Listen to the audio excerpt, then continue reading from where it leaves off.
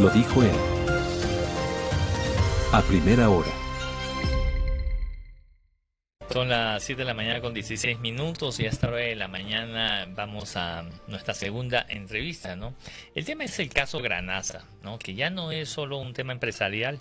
Estamos hablando de un grupo que incluye a uno de los diarios más influyentes del país y que hoy enfrenta la pérdida de un porcentaje significativo de su paquete accionario tras una intervención estatal. La pregunta es inevitable y a la vez incómoda, ¿no? ¿Estamos ante una decisión estrictamente legal o frente a una acción en la práctica que impacta la estructura de un medio de comunicación?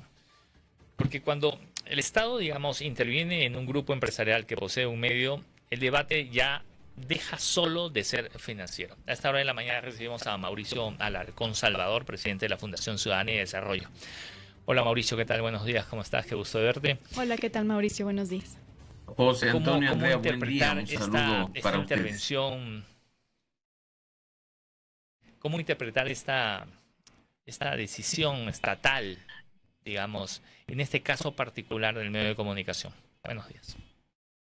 Mira, José Antonio, si uno revisa un elemento tan básico como la Declaración de Principios sobre Libertad de Expresión de la Comisión Interamericana de Derechos Humanos, se va a dar cuenta que en el último numeral, en el numeral 13, se expresa con claridad que la utilización del poder del Estado, los recursos a disposición del Estado para perseguir, para premiar o castigar a través de aranceles, para asignar arbitrariamente frecuencias, para distribuir de manera discrecional la publicidad oficial o para usar las instituciones y las leyes, pero de manera selectiva, para presionar o castigar a los medios de comunicación. Es un atentado contra la libertad de expresión, contra la libertad de prensa, vulnera la norma constitucional y, por supuesto, el Pacto de San José, las normas del Sistema Interamericano de Derechos Humanos. Así es que no hay vueltas que darle. Durante estos días, muchos comunicadores han hablado de si hay o no una censura velada, si hay o no una posible... No, estamos hablando de que se tiene que expresar este tema de la forma en la que corresponde. Lo que ha sucedido con Expreso es una forma de censura. Más bien ha sido positivo ver que el medio de comunicación ha respondido con contundencia en el sentido de que más allá de la intervención seguirá manteniendo su línea editorial, seguirá manteniendo su independencia y seguirá trabajando como hasta este momento. Bajo esta figura legal, o más bien bajo qué figura legal se ha producido la intervención de Granaza, ¿no? La suspicacia, los pronunciamientos en las redes sociales habla sin duda de que no se trataría única y exclusivamente de una acción administrativa, ¿no? Lo ven incluso como una sanción al medio por su posición frente a las ejecutorias del Ejecutivo, ¿no? Pero ¿cuál es la figura legal en la que se produce esta intervención? Y si realmente se enmarca dentro del derecho. José Antonio, tú debes haber visto qué es lo que se mencionó, no solo respecto de este último hecho, sino de otros que se venían produciendo desde hace tiempo atrás. Y mira que el origen de esto, en definitiva, es cuando a finales de año ya había anticipado la Superintendencia de Compañías de una reversión respecto de una venta de acciones, pero de una venta de acciones que hizo una persona jurídica a su propio dueño. A propósito de un proceso de liquidación de la persona jurídica, se quiso meter mano al respecto con un paquete accionario considerable. Expreso Extra Granaza nos han dicho que es el 40% de las acciones, con lo cual esa intervención hubiera ocasionado ya un control demasiado abusivo del Estado, demasiado evidente en cuanto al medio de comunicación. Como por ese lado se interpusieron los recursos que correspondía y sin duda alguna se detuvo este tema, vinieron por otro lado inmobiliar la Secretaría Técnica de Gestión Inmobiliaria del Sector Público hace pocos días, cambiada mediante decreto ejecutivo para estar adscrita a la Presidencia de la República, solicitó en su calidad de accionista, porque tiene un paquete accionario menor, pero lo tiene, de Granaza, información que está por fuera de la que pueden solicitar por esta vía los accionistas en el marco de la ley de compañías. Y mira que Granasa nos ha dicho que, por ejemplo, que ya ahí nos debería a nosotros generar alguna sospecha. Solicitó el detalle de los asesores legales que los medios de comunicación han tenido durante un periodo de 2022, perdón, 2023, 2024 y 2025, incluyendo una matriz de los casos que ellos atendieron, indicando cuáles están cerrados. ¿Qué tiene que ver esto con lo que dice la ley de compañías? Y esto es lo que, en definitiva, ante la negativa de entregar esta información, simplemente vino la intervención. Así es que creo que lo que se está haciendo es indiscutiblemente, y no es un criterio personal ni de la organización que dirijo, varios hemos coincidido en ese tema, José Antonio, y tú lo sabes, que estamos frente a un acto abusivo del Estado que lo que busca es, insisto, establecer censura. Para entenderlo un poco mejor, Mauricio, porque a veces esto parece muy lejano, es decir, pareciera ser que es un tragalenguas, ¿verdad? Lo que está ocurriendo con la superintendencia y también con Granasa. Para entenderlo un poco mejor, entonces, lo que ocurre es que uno de los accionistas de Granasa decide devolver el 40%. Por alrededor, entiendo que es un poco así, Mauricio, por alrededor de 5 años no se concreta esa, digamos, que hayan cedido ese 40%, y en diciembre lo que dicen es, vamos a revertir esa acción, ¿verdad? Es eso lo que ocurre un poco, para explicarlo así de manera general, Mauricio. Mira, yo creo que acá vamos, y no es un tema fácil, y gracias por decirlo, Andrea, más allá del tema de los tiempos y demás. Las personas jurídicas, las empresas, las compañías, pueden tener como accionistas a otras personas jurídicas. Siempre detrás de ellas va a haber un individuo, una persona física, una persona, hombre o mujer, como los que estamos hablando. Lo que sucede en definitiva es que una de las empresas que era accionista de Granasa decide entrar en proceso de liquidación y por lo tanto transfiere esas acciones de titularidad de la empresa a su accionista principal, que es la señora Ingrid Martínez.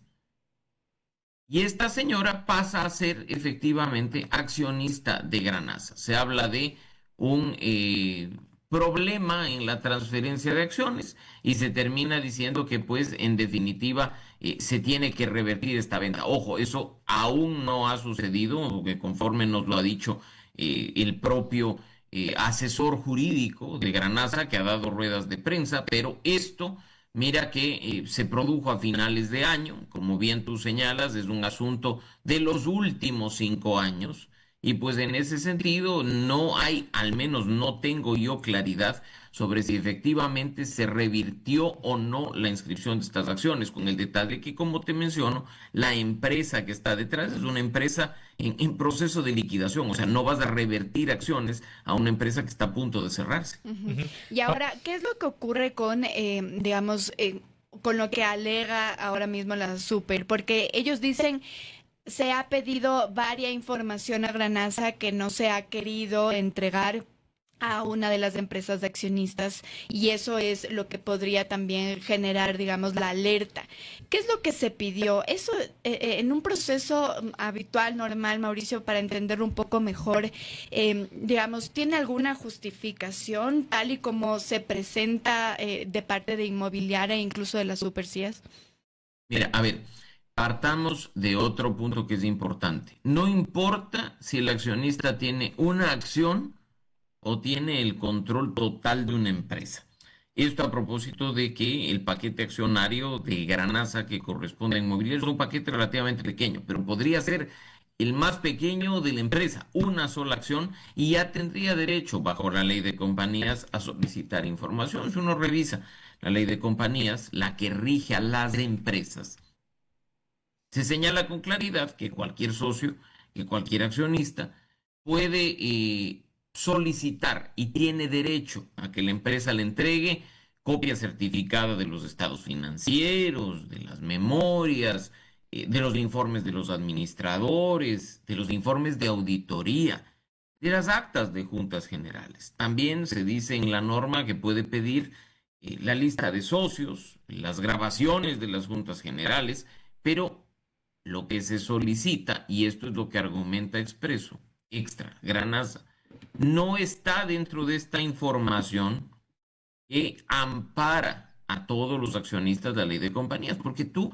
¿a razón de qué estás pidiendo una nómina de abogados con los casos que han litigado? ¿Qué tiene que ver con el tema? Entonces, ahí es cuando se, insisto, levantan sospechas, dudas sobre lo que efectivamente está sucediendo con el medio de comunicación, o si esto no está simplemente siendo utilizado como un pretexto para la intervención que estamos viendo, ¿no? El tener a una interventora, además, no hay que decir como que fuera algo menor, que está permanentemente en la empresa del medio de comunicación, pendiente de todo y demás. Entonces, hay que ver cómo continúa la historia, pero lo cierto es que este tipo de cuestiones, más allá de sonar a legales, Ujú. por el hecho de que, como digo, cualquier socio accionista puede pedir información dentro de lo que dice la ley de compañías, efectivamente no lo está siendo. Ujú. Y eso es lo que genera los problemas que hasta el día de hoy vemos como una forma de censura. Mauricio, has tocado varias palabras y digamos, destacarlas dentro de este diálogo que estamos manteniendo contigo. Sí, has hablado de dudas, has hablado de pretexto, has hablado de que suena a legal. Primero, preguntarte si es común que estas transacciones, o sea, es común que esta figura o estas transacciones se den entre las empresas, ¿no? Porque si no es común, ¿no? Este movimiento, los paquetes accionarios y esta intervención de una persona dentro de la empresa, en fin, y todo lo que está viviendo el grupo Granasa, el mensaje que se está enviando al sector privado, a los grupos empresariales, caramba, es como, miren, miren, ojo, ¿no? Ojo, estamos haciendo esto, pónganse en vereda, ¿no? Ese es el mensaje que quizás se podría mandar. Pero la pregunta en concreto ¿es legal cómo se ha actuado, más allá de que en esta ocasión el medio intervenido o la empresa intervenida sea un medio de comunicación o tenga un medio de comunicación dentro del grupo? ¿Ha sido legal? Los pasos que se han dado para llegar a esta situación se han enmarcado en temas legales o hay ilegalidades? A ver, José Antonio, estamos entrando ya en materia societaria y vamos a tratar de explicarlo de la manera más fácil y comprensible a la audiencia. Tú tienes entre los tipos que adoptan las empresas bajo el régimen societario, uno, sociedad anónima. Sociedad anónima que es Granasa, que es Veranera, la compañía que está entrando en liquidación. Y la sociedad anónima no es sino una forma de persona jurídica, de organización empresarial, que es ideal para empresas grandes, donde el capital se divide en acciones y la responsabilidad de los socios se limita exclusivamente a esto, pero las acciones se mueven, permiten movilidad. Las acciones pueden ser transferibles. Yo las puedo negociar en el mercado de valores si es que estoy en dicho espacio, o las puedo transferir con mucha mayor facilidad que otras figuras societarias. Estamos hablando que las acciones, insisto, son transferibles. Veranera tenía el 40% de las acciones de Granasa. Y como entra en liquidación, o se piensa que va a entrar en liquidación hace 5 años, decide transferir las acciones a su propietaria, la señora Ingrid Martínez. Se mueven las acciones. Eso está total y perfectamente amparado en la ley. Así como cuando, no vamos a publicitar marcas en el espacio, por supuesto, pero como cuando tú vas a una casa de valores y compras acciones de uno de los principales supermercados del país, que las vende en el mercado de valores. Y cualquier persona, si tiene el dinero para comprar una, 5 o 500 acciones, va y las compra y se convierte en accionista de dicho supermercado. Esa es la facilidad de las acciones. Lo que ha sucedido con la transferencia de acciones, mira que es tan normal que Inmobiliaria es accionista de Granasa. La Secretaría Técnica adscrita a la Presidencia encargada de la administración de los bienes del Estado es accionista de Granasa, tiene un paquete de 2.5% aproximadamente. Entonces las acciones vienen y van, las acciones se negocian, son transferibles. Entonces la movida de los paquetes accionarios, siempre y cuando por supuesto se cumpla lo que dice la ley de compañías, es total y absolutamente legal dentro del ordenamiento jurídico ecuatoriano. Mauricio, y no hay que dejar de lado, digamos, no solo este tema, sino lo que ocurrió el año pasado, porque no es la primera vez que miramos que a Granaza se le señala por algo. Entiendo que este es totalmente distinto a la acusación que se hizo en una primera instancia en el 2025, Sí. cuando se dijo que Granaza tenía tal vez lavado de activos, ¿verdad? Había una presunción de lavado de activos y se hizo un análisis tributario incluso con Damián Larco, ahora presidente encargado del Consejo de la Judicatura en el SRI. Es decir, eso es incluso aparte de lo que estamos viendo ahora mismo.